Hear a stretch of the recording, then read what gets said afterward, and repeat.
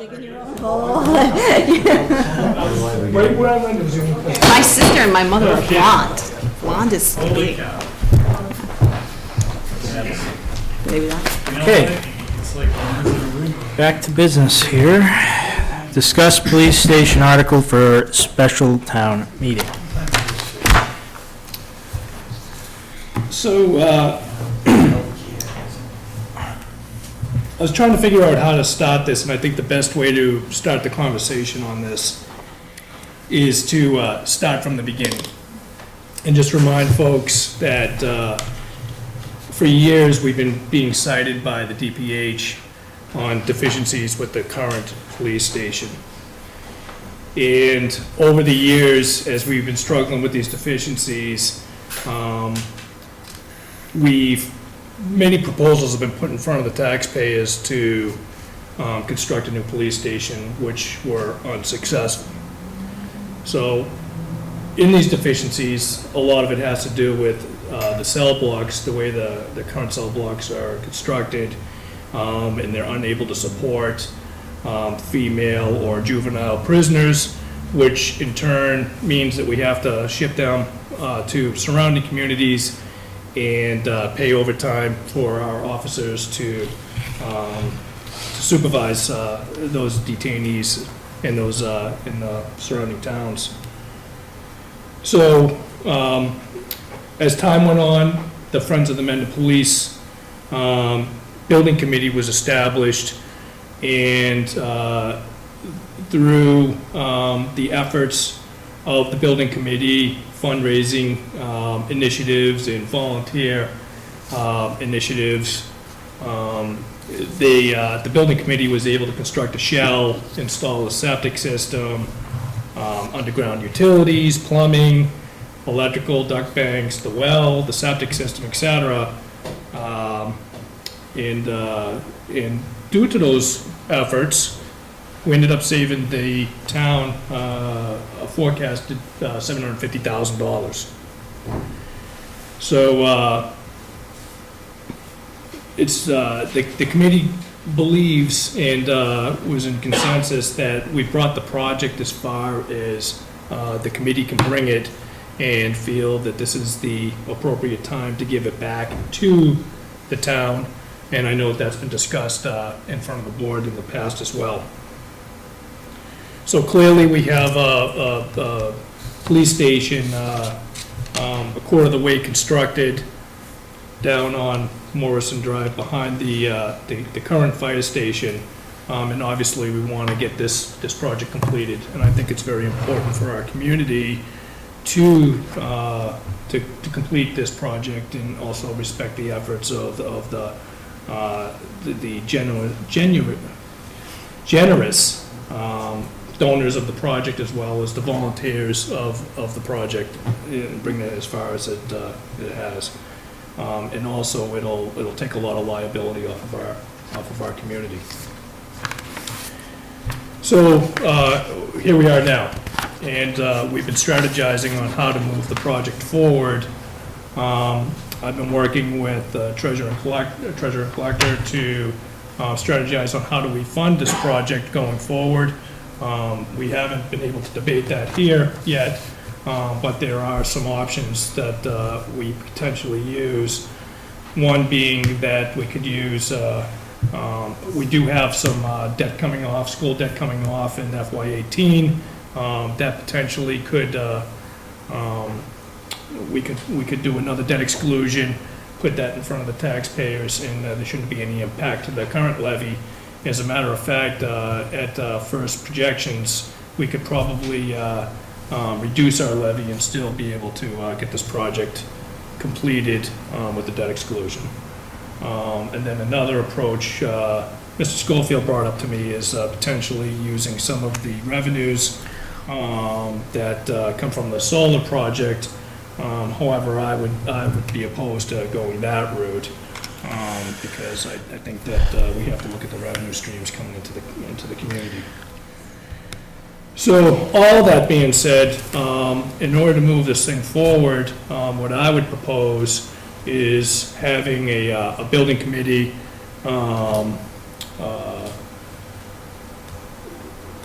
built and get a bunch of groups, folks together to look where we are with the project. Currently, we have a full set of construction documents, et cetera, and then have that building committee take it across the finish line. That would be my recommendation to move this project forward. And it would also be my recommendation to put this on a November special town meeting and then get it on the November ballot. So that would be my recommendation for the project. Okay. Just a couple of a question and a couple comments I have on what you had mentioned about female prisoners. Chief, we have the police matrons is that issue kind of being dealt with the matrons? Well, so what happens when we have a female, I have to send a matron and I have to send a police officer. Police officer has to guard them and a matron has to be there as a matter of law. Okay. So if by chance it happens to be my one female police officer that goes, then I don't send a matron because she meets the requirements of the statute. But they can't be here, is that what? No. If we're gonna get them bailed real quick, we might hold them in the booking room. But if I hold them in the booking room, then I can't bring any male prisoners into the building. And in addition, I only have 2 cells. So if I have both of those cells occupied with men, I also can't house men. I should have a minimum of 4 cells. So I can't house juveniles, females, or men. Additionally, one of the reasons we have the trailers is because the state basically said the building's too small for the amount of staff you have, inadequate bathroom facilities, air exchange system, can't use the 2nd floor. That's why we have the trailers, and that's now why we have the lower part of the town hall. So there's myriad problems. Mm-hmm. And the cell block floor outside of the cells is failing. If you come over, you'll see it's got quite a dip in it. It's collapsing. It's a wooden floor. It's collapsing. And I also can't put a drainage system in there because of the collapsing wooden floor. So I'm also flunked each time on that as well, that we're not properly, we don't have a proper ability to clean the cells. Okay. I'd just like to add to the financial justifications that. I'm sorry. That was on my list as well. Oh, okay. I just wanted to add to something Mr. Burke said before, which is, the other way we lose with the situation we have now is it's completely unimpressive to take people that we want to sell on the public safety dispatch into that building. That's right. And it's high, we just cannot sell it. 2 towns have come over and declined for that very reason. And so, yeah. In addition, the state's willing to provide us with money to build a new dispatch center in this new building. So frankly, I don't see us going anywhere in increasing the amount of regional dispatch we do until we get to a place that looks professional, something that looks like a board of selectmen from another town could look at it and say, yeah, I could see us using that. And of course, one of the big arguments, which is a good one, is you can't house your own prisoners. How are you going to house ours? That's right. That's right. Just on the, how we're going to fund this. My thoughts on solar funds coming in from pilot agreements and the lease is, that's really not recurring revenue. And so I think we need to be very careful as to how we use that money. And so looking at using that for a 20-year bond initially makes sense to me. Yeah, it does to me too. Even if it ends up not being all of it, I think trying to mitigate what we would need for debt exclusion by using those funds is important. Yeah, I don't share a similar mindset on that. I would look at that revenue as potential funding sources to meet our long-range financial objectives, and also be able to handle other pressing capital needs within our community. I think that, obviously we would all love to give money back to the taxpayers, and I do, certainly do. But I believe that, we have the school debt dropping off, and depending on where the final numbers come in on this, I would like a building committee to look at it and really determine what the final numbers are gonna come in on. But I believe, based off of rough numbers that I've done with Linda, is that we could still give some money back to the taxpayers and still get this project done. And then we could use that solar money for other long-range financial goal objectives or other capital needs as they come up in front of the committee. Yeah, I don't want this to sound combative at all, but we're not talking about giving money back to the people. We're talking about convincing them to give some back to us after the debt falls away.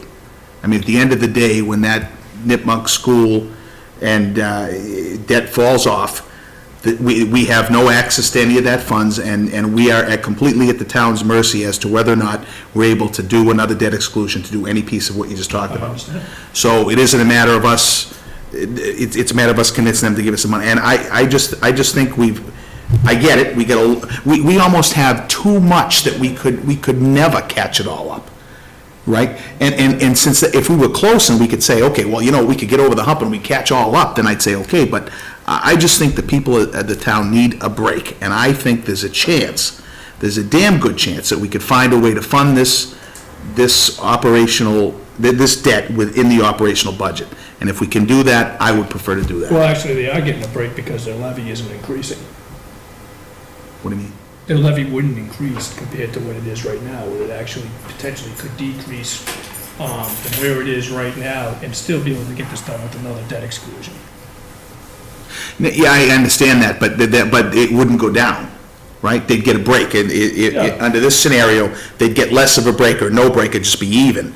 But I think people deserve an actual break, That's where I'm at with it. And if we were to do that, again, I still think we can have the police station too. I believe that if you go with that route, then you're going to be much more challenged to meet your financial goals.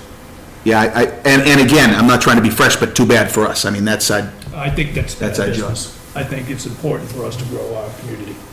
But it also opens a door down the road. If you could do a project this size without increasing the levy with a debt exclusion, you give the taxpayers a significant break, which then when another project comes up, Yeah. you have that room to work with the taxpayers and say, look, this is where we are.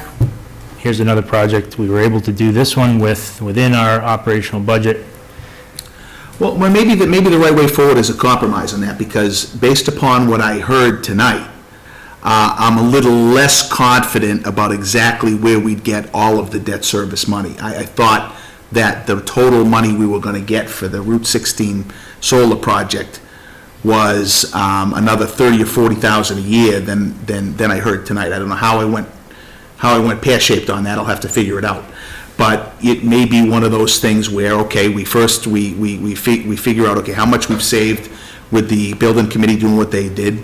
We figure out how much the two solar implementations are going to give us, and then we figure out, okay, how much over that do we need to service the debt, and ask for maybe a little bit and see if the town's willing to do it.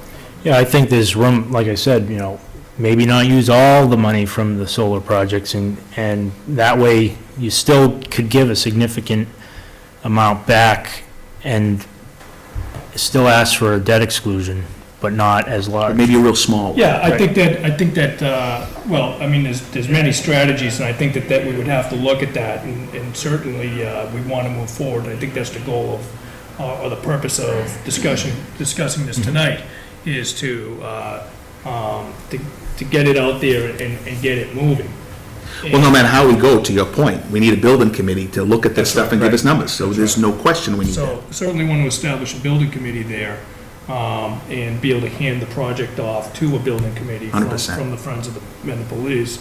And on top of that, I definitely want to continue on the investigations with our treasurer collector, determine what the impacts are with the debt dropping off, and our and opportunities, and potentially with the solar. Again, though, I would really want to emphasize, and I feel strongly about this, and I encourage you to really think about this, is that we do have to grow our community, and we do have to look at our long-range financial goals, and we do have other pressing needs. And they might not be big, giant capital projects, they might be small, little ones, but we have to find ways to still grow our revenue. And that is a source of growing our revenue. So if we start tapping into that, then we're really gonna start impacting our abilities to grow our revenue, and we could still keep actually, we could still lower our levy and still accomplish getting this project done. So think about it. We could talk more about that, but just percolate on that, and we'll, So the other piece of that bothers me is that the library debt was sold to the people in slotting into that same spot. So, and we're making the same argument for something else after they've got used to this. I mean, but anyway, I got your point. I think we got to think about it. We don't have to decide that now. We can work it out. absolutely not. We got to get a committee going. We got to get some facts to deal with and numbers, and then we move from there.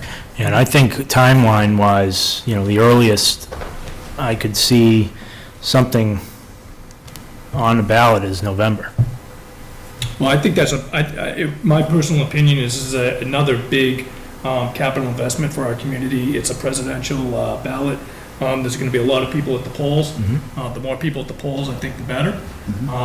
It really gives you a litmus test on if folks really want this or not. It's been voted down a lot in the past. So it's my opinion that that's a perfect opportunity to get out there, and also gives us enough time to prepare. Certainly not going to get it on the maze, and I certainly don't want to push it out another year. This Okay. thing's been sitting a long time. So just to be crystal clear, the way I feel at this moment, I would be personally unlikely to support it being on a ballot until we have a committee that's given us information That's right. and we know detail. Yeah. And I know how big it's gonna look and how we would explain what we wanna do to the people of Mendon who are already tax weary. I would say that we're very fortunate because where the Friends of the Mendon Police left the project off is that we had a full comprehensive analysis done by the Corel Group, which is an architectural firm that has done many police stations. They provided us with a full set of construction documents, cost estimates, et cetera. They are willing to meet with the building committee, show them exactly where we've left off. And I think it's going to be easy for a building committee to really pick it up, and the drawings are already done. The cost estimates are already done, so it's just a matter of them vetting through it, and then be able to come back and say, yeah, we agree with what the Friends of the Mendon Police did, we agree with what the architect says, this is the project scope, and now we just sit there and we put it But up. I would wanna give them the charge to look into all of the financing options that they. Absolutely, absolutely. And But I come think back with that, because that's the bigger part for me. And I think that can happen relatively quickly. Yes. Okay. And the last, I'll get with everyone 1 minute, but the last date that we can get this on the November ballot is August Third. 3rd. So we have some time, Yeah, but not much. but not much time, So there has which to be. is scary. Okay, so if that's true, then for the very next selectmen meeting, we have to have a motion on there to form the committee, a certain number of people, certain whatever, and let's get that moving. And then do we have people we could reach out to see if they'll, I think there's some members on the library building committee that I would think we should ask. yeah, I can think of a few people. I think some prior building committee, police station, fire station building Yeah. committee members would also be beneficial. Mhm. They've been through the process before. Bill? Where are we at with the debt exclusion on the corner? Is that gone already? or- On the what? Route 16 Fino. went. Oh, the Pheno? I think that Fino. drops off in FY 18 also. No, I think it's It's a chopped little up. further. Huh? We just, the library came on, Oh, right. Fino went off. Oh, I thought it was, All right. No, I don't think so. we'll double check. Yeah. Yeah, I thought it was one more year. The 97,000. Have we looked at possibly moving that property, or? Oh, well, that's definitely, I would love to move that property. I mean, it could heal a lot of wounds. that we It sure get could. from this town. It sure could. that's definitely a And it could build tax revenue. priority. That's right. Mr. Skinner? get this underway, would you consider appointing 2 people tonight to get the article ready for your discussion at the next Selectmen's meeting? People like Selectman Burke and Chief of Public Safety, never mind, Chief Horn. That guy over there in the yellow shirt? And what do you, Those 2 get ready for the information you need for your next Board of Selectmen meeting, and probably go on and be part of the committee. I think we need to form the committee first. Yeah, and it's a one-sentence motion. It's pretty straightforward. We don't need a lot of research for that. Yeah. Thank you. All right, anything else on that? Okay. Thank you. Well, finally, we're talking about it. That's a good thing. Actually, I just want to say, just one real last quick thing, and that's just a sentiment of gratitude to all the volunteers and all the folks that volunteered from the Mendon, Friends of Mendon Police. This was a huge undertaking and a huge time commitment to just get it to where it is right now. I mean, we're building a police station, so this is not just a pole barn. So I just really want to thank everybody that worked tremendously hard on that, And those who donated funds. and those who would donate funds, like I said, we couldn't have gotten there to where we are now and saving the community as much money as we did. So thank you Yeah. very much. Thank you. Okay. And at least 2 of them continue to push. In fact, I have to have coffee with one a little later on this week about this same topic. So they're all over us to keep it going. They're passionate. They wanna see it- Absolutely. They want to see it done. That's a good thing. So Yeah, I think we all want to see something done. Well, I think that's, I think going forward, I think that we need to do that as a town, and I know, several of you have been working on that, but, I mean, we gotta start prioritizing the stuff. I mean, I'm looking at things that have been on the ballot since the mid-'80s, and still not built yet, the police station being one of them. Yeah. that's a really good point, and I think that one of the reasons why that the committee has decided this is the right time to hand it off is that the DPH has such tremendous and very specific requirements as it relates to a police station. That's one of the reasons why we're in the situation that we're in right now, where we're being cited for deficiencies. So, there's so much that has to be done around the cell blocks, there's so much that has to be done around the, HIPAA and the safety of the department, et cetera, that that would just be such a tremendous undertaking for any committee to try to move it forward voluntarily. So, I just looked it up, and to answer the question, the reason why, apparently all 3, because there's 3 pieces involved in the Fino debt, and they all come off at different times. So she is exactly right. The developed piece, the development, the commercial piece is done. It's off. Okay? And then the other 2 pieces come off in 23 and 24. So they still get some time. Yeah. Thank you. Next on the agenda, talking about live fire training. Chief, do you want to come up?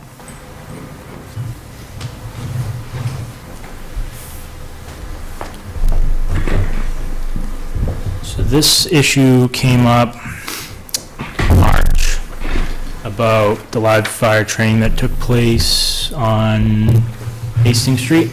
Yeah, back in February, Was it February? yeah. Okay, end of February timeframe.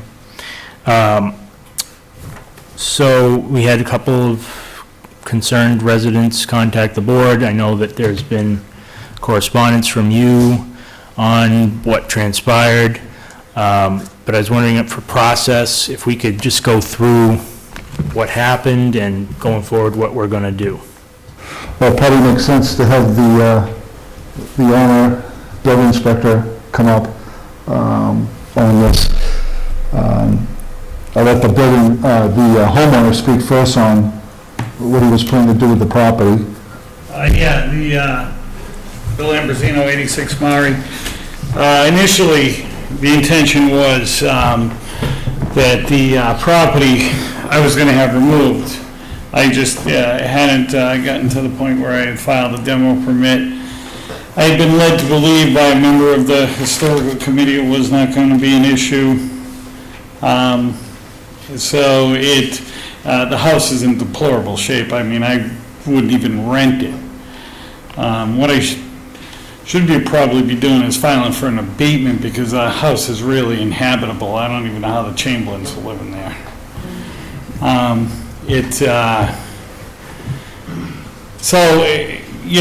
As we had done with the original residents on the corner, I had allowed it was supposed to be a smoke and rescue.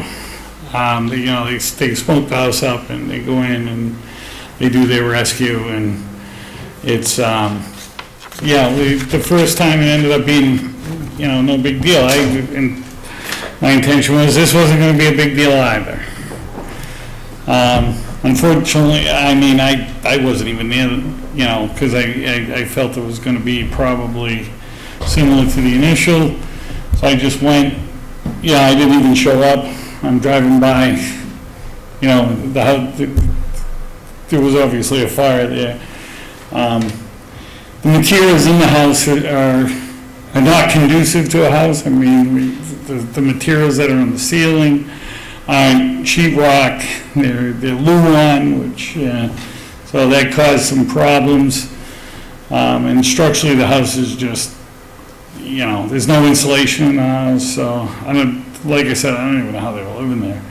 And there's mold in the basement, so back some time ago, I had talked to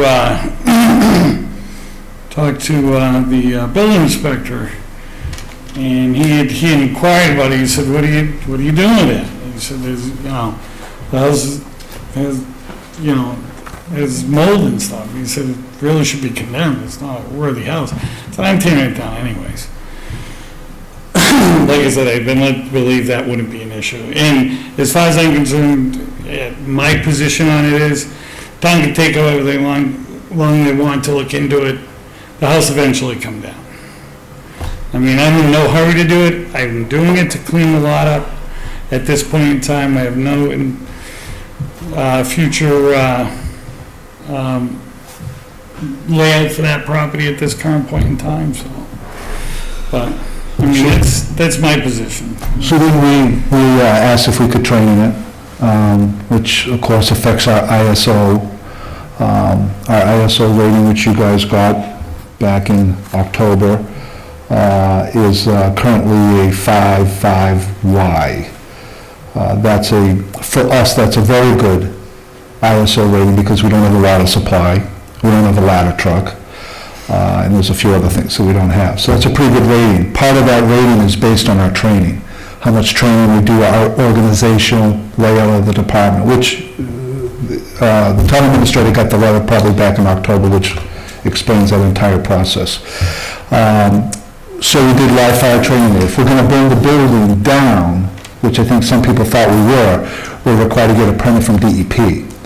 And they have to actually do an inspection of the building, certain things they're looking for, such as asbestos.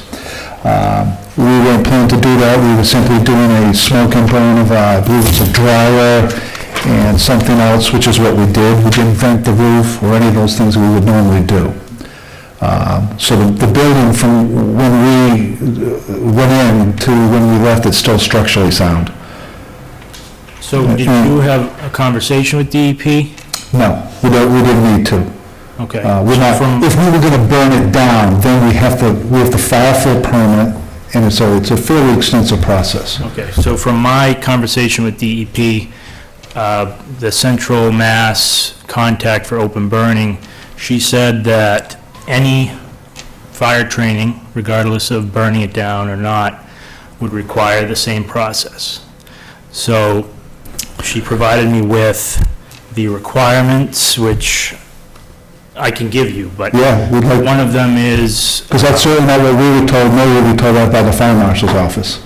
yeah, well, probably because he's not DEP, I don't know. But anyway, I had a conversation with the contact there, and I specifically asked the question, is it a requirement if they're not going to burn the building down and they're just doing training? is it still required? She said, yes, it would be, because of, there's flames, it's open flames. And She also said that they sent a letter to all fire chiefs in November on the 4th, reminding departments that any fire training is requiring a permit. So that's another thing that, are you saying burning of a building? any fire training. Any, Fire training burns require a permit from appropriate Mass DEP regional office before burns are conducted. I believe, did you speak to DEP? On this one, I spoke Okay. with the first property. We spoke with DEP on the first property, we were told we didn't need that. All right, and I asked her when the last time there's any correspondence with Mendon, she said 1998. No, we burned, this is the third one we've burned since, I came on in 2005. We did Bate Street, the first one on Hastings, and the second one on Hastings, so. And both of those first two, we went through DEP. Yeah, I don't know, I mean, because I wanted to make sure, you know, if she was contacted, she looked in her records, she said the last time was 98, she sent me the copy of it.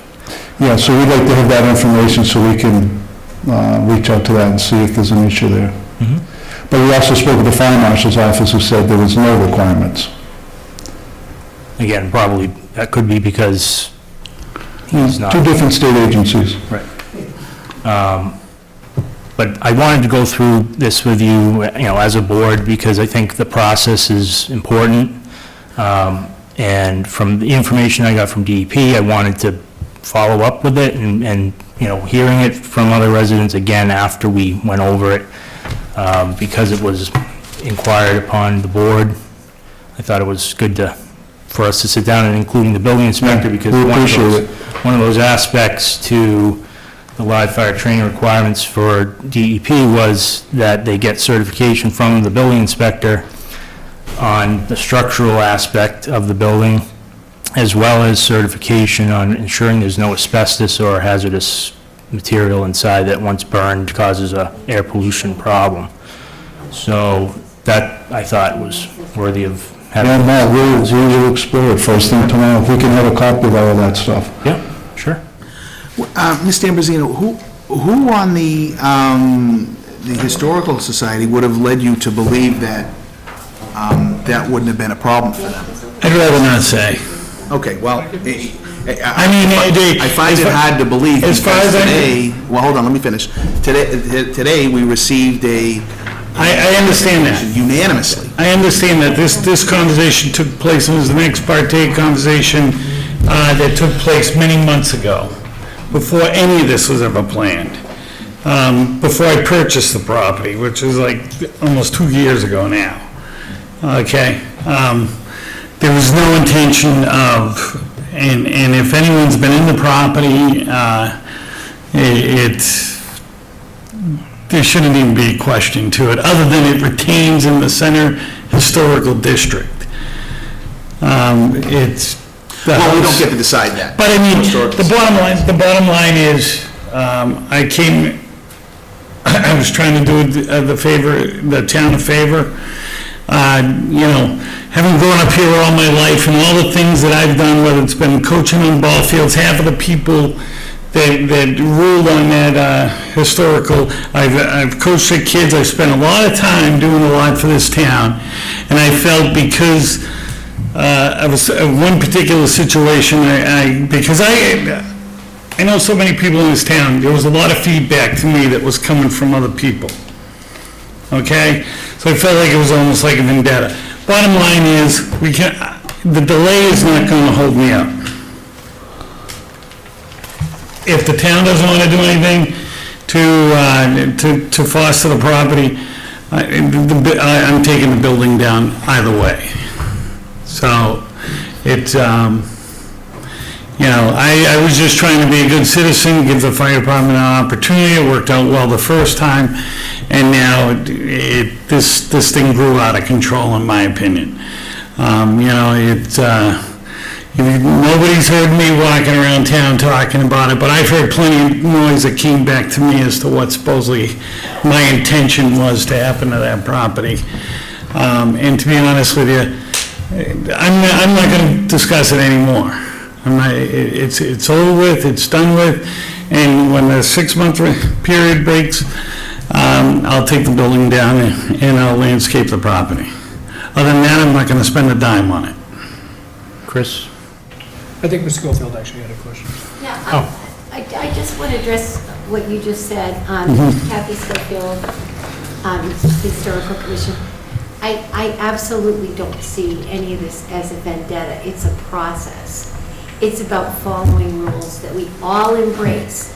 So I understand we're that. not tripping over each other. And 8 years ago, when the demolition delay bylaw was put into place, it was supposed to be an inventory done. It's 8 years later, that inventory isn't done. Yes, it is. It's on the Massachusetts. It's Historical completely done. website. There's a copy of it down in the building department. Okay. And you know what? 25 Hastings Street was a historic structure. We worked with you. Right. We talked to you individually.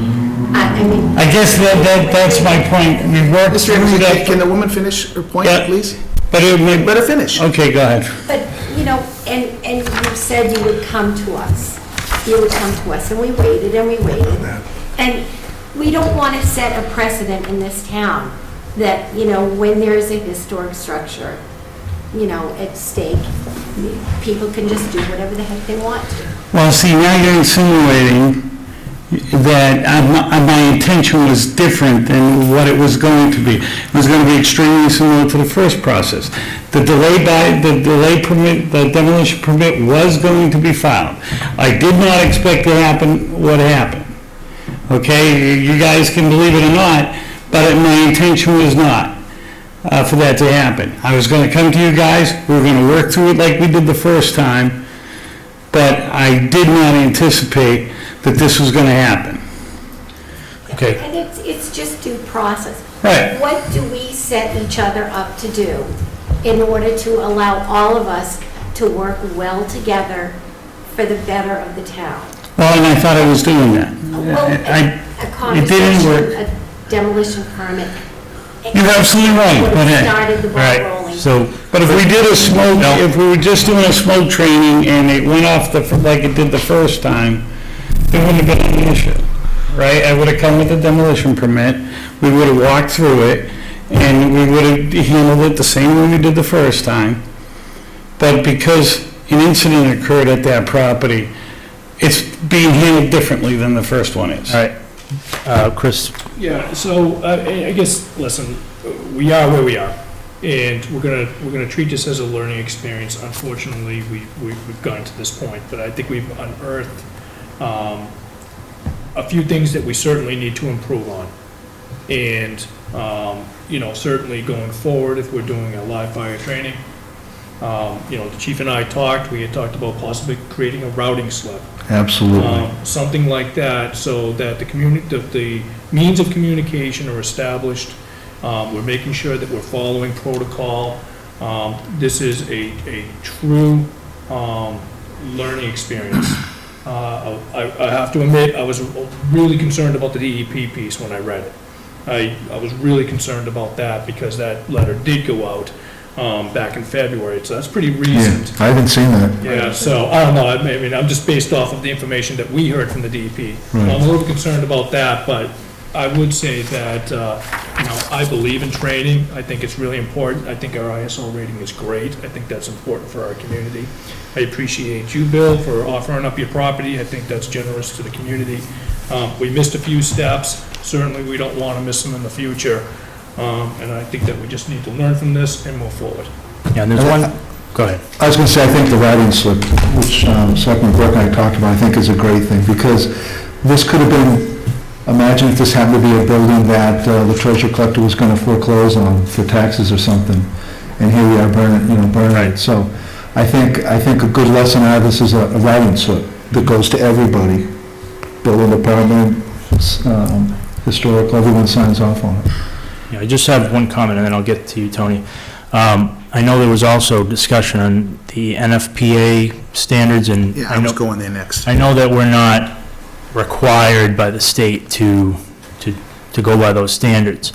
But my concern is the liability aspect, and I was hoping that in the future, you would agree to go up. We follow that NFPA standard for our firefighting. We met every standard in it as far as the safety at the scene, firefighting, I mean, that's what we do. Oh, no, I'm sure you do for, if you have an emergency. Not entirely, on that live fire training, not entirely. Because if that was a live fire training, that power should have been disconnected at that house, and other provisions would have had to been taken in place. I read the article all the way through. So the correspondence that we came across, I can't remember where it came from, basically, other fire departments and other fire officials and experts take a very dim view of those who don't follow it, even though it's not mandatory. Correct. So since that's the case, I think we should be following it if we can. Well, That's all that's being said. We do as well as we can. NFPA also recommends no fire truck leave with less than 3 people on there. Obviously, with 2 people on duty at any time. So NFPA is a guideline. You adhere to it, you use it as a tool to build from. So in a smaller town like this, you can't possibly adhere to every NFPA recommendation. that's in this got case- a lot of responding to any structure I fires. agree with you in an incident, but when you're planning for something, you Yes. certainly can adhere to it. If you Yeah. read it 1403 front to back, there would be no way possible for Mendon, with its 15 members, to adhere to every requirement. And that's exactly the reason why a lot of towns don't allow live fire training. They don't do it in Grafton, they get told no every time. Well, but, Grafton just had a large one with Millbury. Yeah, Yeah. but see, they can do it because now they're combining forces. yeah, they do live fire training, and there's places such as Milford that have a live training facility. We don't have that. That's right. My point is just to say that I think that is really important liability-wise, safety-wise. I understand that there's certain things that you might not be able to completely do, but to follow that as closely as possible and document the things that are recommended to be documented and the process, I think is important for, not only the I safety don't of, disagree. not only the safety of the department, but again, the liability for the town. Tony? You were discussing a routing slip earlier, and I think that's a great idea.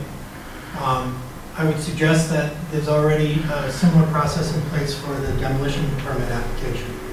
And that probably covers, I don't know the number, but 80-90% of what would have to be covered in this situation as well. It would bring in the tax department, it would bring in the historical commission, it would bring in anybody else that has an interest in a building before it goes down. Tim, would you want to comment on that?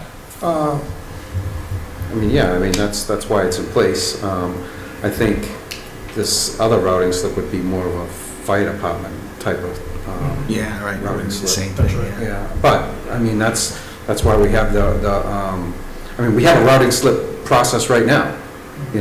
Before he can even get a demo permit, the taxes have to be up to date and everything, it has to be all in good standing. So, I think we all learned from this, that, It's a good learning proper experience. process is gonna work, that's Yeah, all. absolutely, yeah. Yeah, I think it's mostly to stress the board is adamant about in the future, really wrapping this together and having a little more tightly bound process. We can definitely appreciate the board's involvement and respect it. By all means. Tony? Is it correct to say that a demolition permit is a requirement for any procedure like this? And if it's not, should it be? Well, I think if they Especially were if you're gonna, gonna burn it down. I think if they were gonna burn it down, I don't think that was their Absolutely. intention. I think something got out of control, is what I'm getting out of Yeah. it. So, yeah, absolutely. NFPA 1403, It would be, if they were gonna burn it down, sure, absolutely, because what's the difference between burning it down and demolition? And That's what I'm asking. yeah, NFPA 1403, which the state hasn't adopted, so I would say it's a recommendation Guideline. and a guideline at that point. So it is included in that standard, which is a national standard for demo Can we permits. enforce that locally? Can we make- So this is what, yeah, I think this is what both Selectman Schofield and Real said, and I actually agree with that if we were to do any future live fire training, I would advocate for following the 1403 standard. That's my feeling, because then we're all covered and we're all protected. Right. So that's my opinion. If we don't have the staffing ratios, to your point, Mike, I would say that we don't have some of the apparatus. we combine forces with other towns that are looking forward to doing some training as well, and we cover ourselves that way. So, and that's why other towns combine forces, so they can achieve that and still get the training in. So that's my opinion. So Mr. Zarla made us aware today of losing a person in our fire family. Just for the benefit of folks that might be watching, do you want to just mention that person? Dorothy Lowell, she recently passed yesterday, age of 89. Mendon Fire was started in 1927, with the first chief, Aldridge, being an uncle of the Lowell family. Mrs. Lowell's husband was Linwood Lowell, Jr. Linwood Sr. was a chief for many years. Then Linwood Jr. was chief for many years. And now we have Bundy Lowell. Her son is a member of the fire department, and her grandson, Christopher Lowell, is a member of the fire department. So for as long as Mendon Fire has been organized, there's always been a Lowell as a part of it. So she unfortunately passed yesterday, but her husband passed in 2008. So as sad as it is, at least they're back together again. And thanks for letting us know about that, by the way. You're welcome. One more comment, and it's only because like I said, I really feel the importance of the NFPA standards are important. I did have correspondence with the Deputy Director of the Mass Firefighter Academy, who mentioned that, although they're not required, that the Firefighter Academy would never condone conducting a live burn without following the NFPA standards. So that just put in my head another reason why I think following it is important. But that's that. I think it might be beneficial for us, actually, as a board and a department. We could probably discuss multiple NFPAs and come up with other ones that we might be able to also address. Yeah. We want to be careful with that, because there's a lot of NFPA standards that we should meet that we can't meet because we're not properly funded to those levels. So we meet the NFPA standards when practical, and we follow that. And I spoke directly to the Fire Academy, and they said, we highly recommend that you follow that to the extent that you're capable of, which is exactly what we did, for the most part. But, 3 men out, we can't do that stuff. We can't do it. Okay, two men in, 2 men out of the scene, it would require me to double the budget and the staffing, so. So we get that, but it is a wholly different thing, back to what Selectman Burke said, it's a wholly different thing to start a fire that you... No, I get that. That's completely different, there's no reason we can't 100% follow it if we're gonna do that. No, But I agree. totally agree with you on Yeah. the other stuff. You can't, what can you do? I mean, we do the best we can, and we try to give you the money we can, and we'll continue to try to... And I'm not complaining about the money that you give us, because I think that you're giving an appropriate amount of money for the size of the town and what we can do. But, for us to meet all of the requirements, as an example, we don't have a ladder truck. Yeah.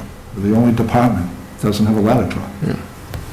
That's a violation on the standards, all by Yeah, itself. fair enough. So, but we appreciate what you're saying, and we don't disagree with anything you're saying. I think the best thing that comes out of this is we've all learned a good lesson, and I think that routing slip is absolutely the way to go. Yeah. We send it around. There will not be any more live fire until I get a routing slip back from everyone. Good, thank you. All right. Very good. Thank you. Okay. All right. That Mr. Real. is the end.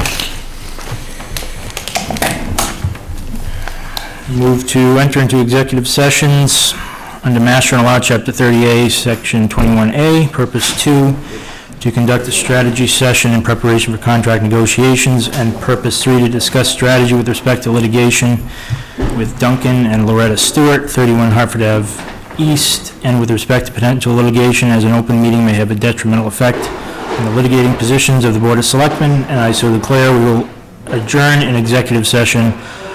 A roll call vote is needed. Second. Discussion, all in favor? Schofield, aye? Burke, aye. Real aye. Thank you, everyone.